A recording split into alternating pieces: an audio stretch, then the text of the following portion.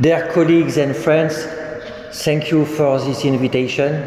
Dr. To, thank you once again for giving me the possibility to join the ASCAP Congress, which is always for me a very interesting moment and a situation where I learn a lot. You have asked me to discuss a couple of minutes about the theme of this Congress.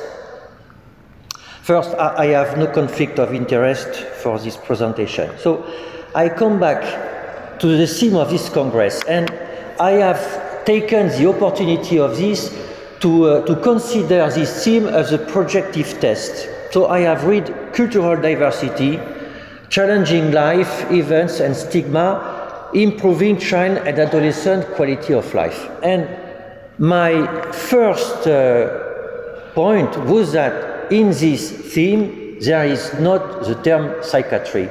And you know, in most Congress of Child and Adolescent Psychiatry, and ASCAPAP is the Asian Association of Child and Adolescent Psychiatry and the Life Profession, there is psychiatry, of course. In most Congress in Child and Adolescent Psychiatry, most often there is a tension about the concept of psychiatry. Most often we prefer to speak about mental health, and I like mentary. Mentary is a way to put psychiatry again in mental health. And I think this is a real question. We, psychiatrists, many times are reluctant to use the term psychiatry. And there is a real question about that. This is the first point. So, why have we problem to discuss about psychiatry? Many explanations. One of them, I think, is in line with the theme of this Congress.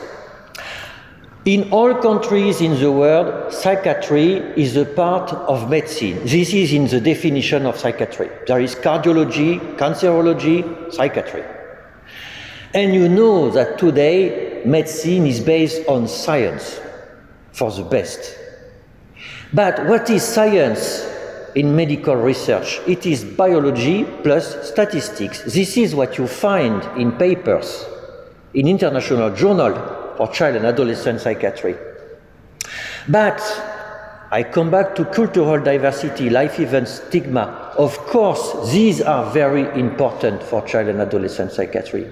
But how to do research with this concept? Religion, for instance, which is important, related to culture. You know that religion is a risk factor or protective risk of addiction and suicide, something which is very important in our discipline. How do you want to do research about religion only with biology and statistics? And life events also. Trauma, of course, is a major issue in child and adolescent psychiatry. But you can do statistics and biology with trauma.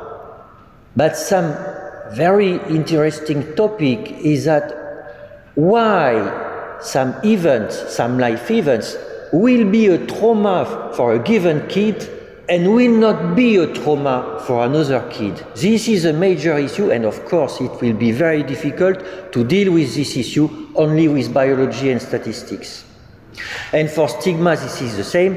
And about quality of life, this is related to happiness.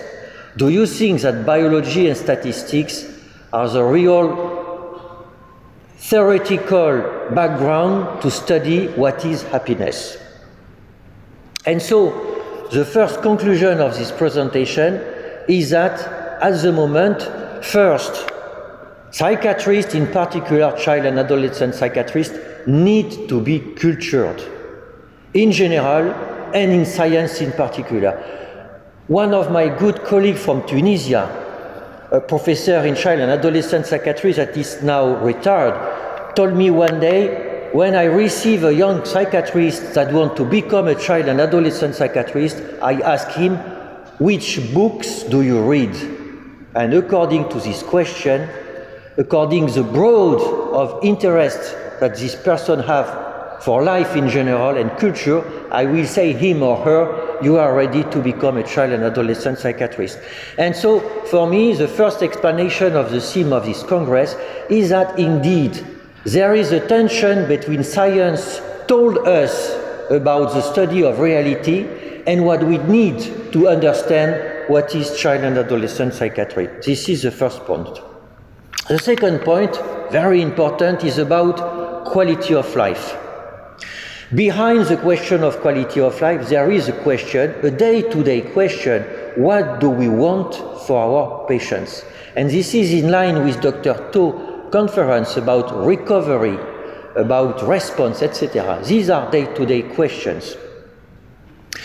I'm sure you know that the concept of quality of life have been introduced first in cancer, because in cancer, at the beginning, physicians were only focused on organs and on life expectancy. And it happens that they forget the patient behind the organs and behind life expectancy. This is why quality of life came to appear during the 70s and the 80s. But in child and adolescent psychiatry, we were not supposed to have this problem. Because of course, by definition, the patient and not the organs is in the center of our preoccupation. And so, we should not have the necessity to introduce a concept like quality of life. So why? Why? Because when you enter in the definition of quality of life, you will be very surprised that in fact there are many difficulties to define what it is. Quality of life is defined officially in textbook as well-being, life satisfaction. Do you know what is the definition of mental health? The definition of mental health is well-being also. And so quality of life is exactly the same, apparently, as mental health and vice versa. Health-related quality of life, because many people told to physicians, you are speaking about quality of life, but this is not a medical question. This is something related to policy, politicians, to everybody. Not only to physicians. You should focus on health-related quality of life. But health-related quality of life is well-being affected by a disability or a disorder. And you know that we have difficulties to define a disorder or a disability in child and adolescent psychiatry. Even more, when you want to define what is well-being, you come from very different country, and I come from a different continent. And we have not the same definition of well-being. If you look at the works of philosophers, you will see that the philosophy of well-being and happiness is something very complex, because all human beings have not the same objective in life. So, just to see a little bit more in this mess, I will focus about something which is an old story, the Maslow hierarchy of needs. This is old-fashioned. This is not very scientific, but it sounds common sense, in particular in our profession. I'm sure you all know Maslow pyramid of needs. It comes from the 50s, the 60s, and it said, quality of life is not a sum of pieces. There is a hierarchy.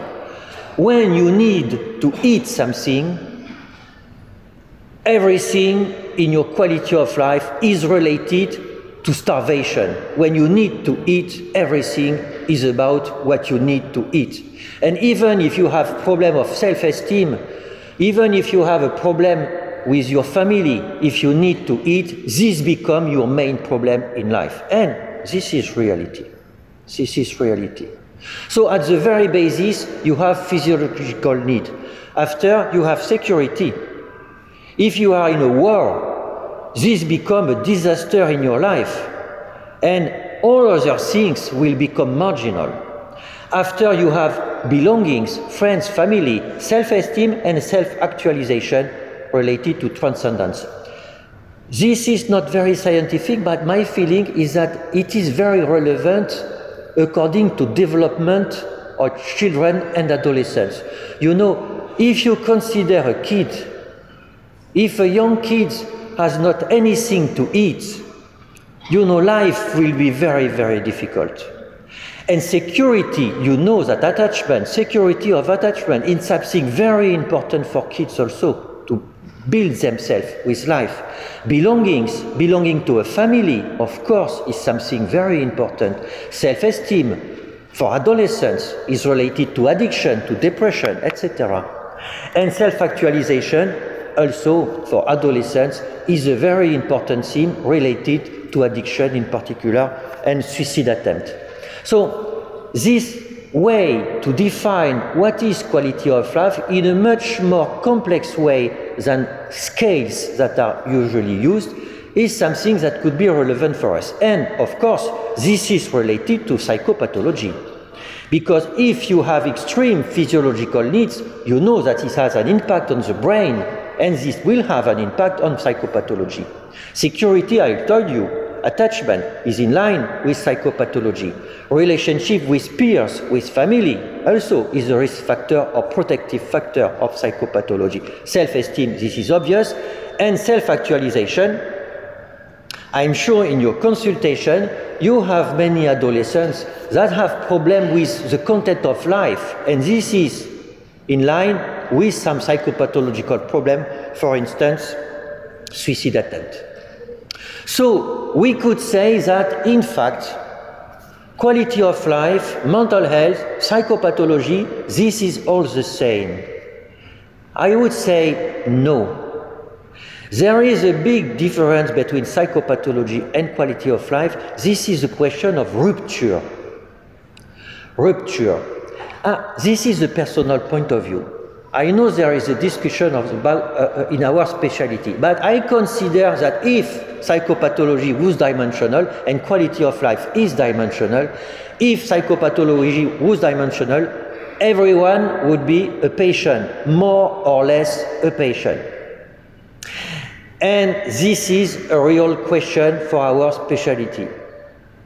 Does everyone is potentially, at a given moment, a patient? I am sure that a psychoanalyst would say yes. Psychoanalysis can be proposed to everybody. But psychoanalysis is not psychiatry.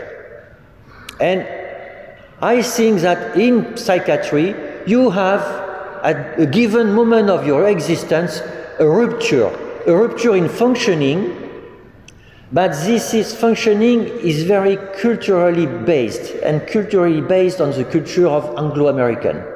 In continental philosophy, in continental Europe, we would say that the rupture is in the existence of the human being, existence of the kids, existence of the parents, my feeling about my own existence, or the feeling that other people have when they consider my own existence. This is the first leg of psychopathology.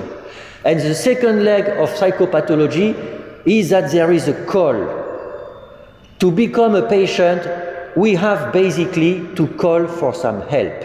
And this is very important, because there is no right to say that a given people has a mental disorder without a call from these people. You know, there is a real danger to say you have a mental disorder when there is no need for help about a supposed mental disorder.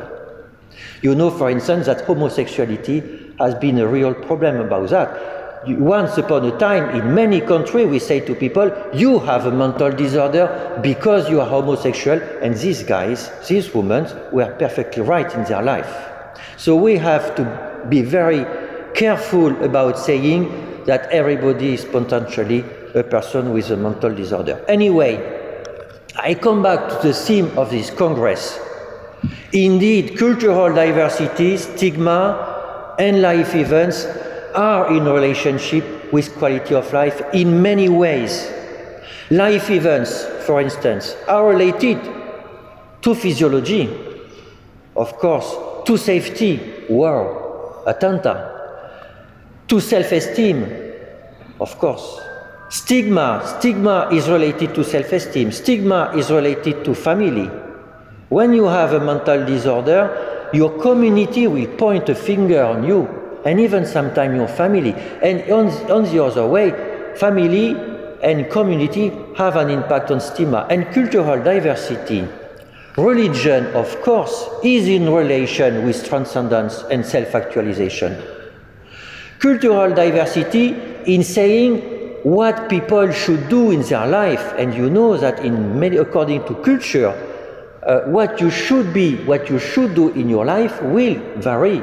And self-esteem is in relationship with what you should be in your life, etc., etc. And within cultural diversity, stigma, and life events, you have also many relationships. And so, a second explanation of the theme of this Congress is that perhaps consciously or unconsciously, when you determine this title, you had in mind this very complex pattern of relationships between psychopathology, between this complex concept of quality of life, and between more hard concepts, very tricky to grasp, which are cultural diversity, stigma, and life events. And unfortunately, at the moment, we have no unique scientific background that can study this pattern of association. And this is a real challenge for the future. And anyway, of course, there is this pattern of relationship, but what there was not in the title is this question of rupture. We have to remember, perhaps, and I told you also that this is only my personal point of view, that perhaps in saying that psychopathology is so close to mental health and quality of life, we forget that in the definition of psychiatry, there is a definition of a patient and not of a disease. There is a definition of a patient, and in the definition of a patient, there is a notion of rupture. Rupture in functioning, in existence, rupture because there is a call for help.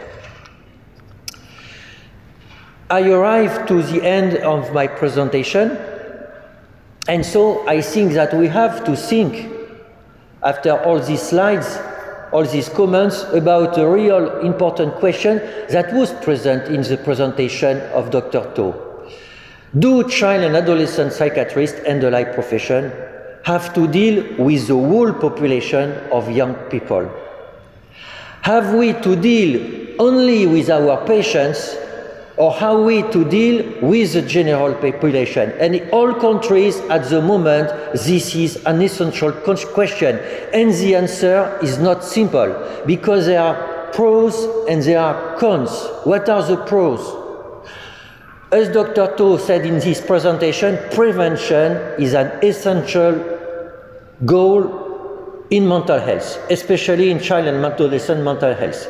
Because for instance, when you propose to help for parenting, when you have young parents, sometimes they are divorced, there is only a young mother, and in many countries nowadays, the family is not in a single place, the grandmother is not here, and you have a young mother alone with her kids.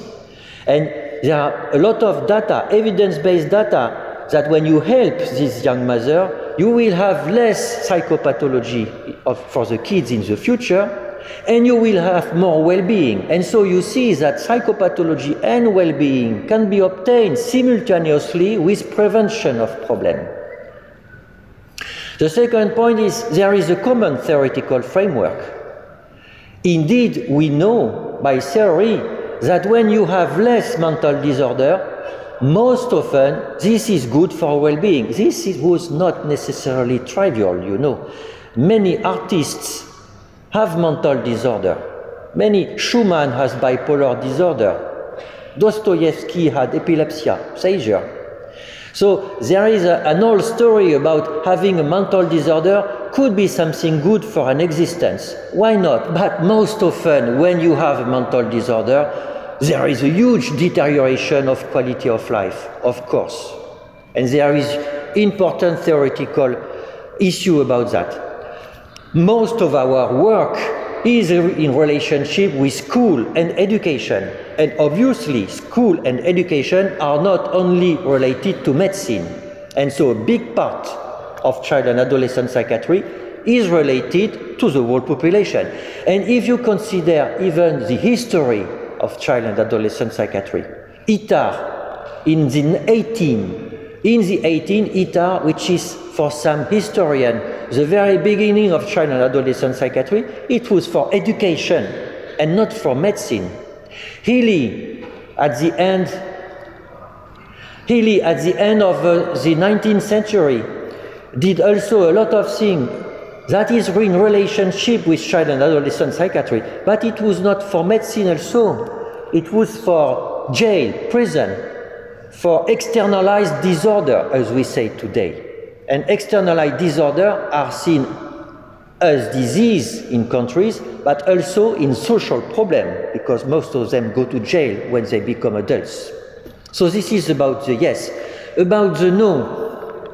About the no, we shouldn't deal with the whole population because we have no legitimacy of that. Only politicians can deal with the whole population. And many times they are elected because of that. We are supposed only to deal with patients that have a call with us. This is the rule. The second point is that if there is psychiatry everywhere, there will be diagnoses everywhere, and there is stigma with diagnosis. Even if it is a shame, but this is reality, there is stigma. And the fact that nowadays autism, ADHD arise with prevalence that become very high, it raised some issue for me, saying that 10% of kids have ADHD, 3% of kids have autism. Why not? Perhaps this is reality, but perhaps also it raises some problem when you say that in a recent epidemiological study, the best one, on my opinion, on the methodological point of view, did about the prevalence of mental disorder in adolescents. The lifetime prevalence of mental disorder in adolescents in the best studies is 50%. That is, one adolescent on two is supposed to have a mental disorder clinically relevant during his or her adolescence. Perhaps it is true, but perhaps it does not make any sense. You know, when everybody becomes to have a mental disorder, there is no more reality of mental disorder. This is what you call that viral diseases are all the same. This is not the same having a common cold and having Ebola disease. These are not the same disorder, even if they are all viral. We should not treat with the whole population because in the general population, many people think that psychiatrists are dangerous. And we are in part responsible of that because some of us prescribe a lot of medication and people are scared about psychotropic drugs. And perhaps in part they are right.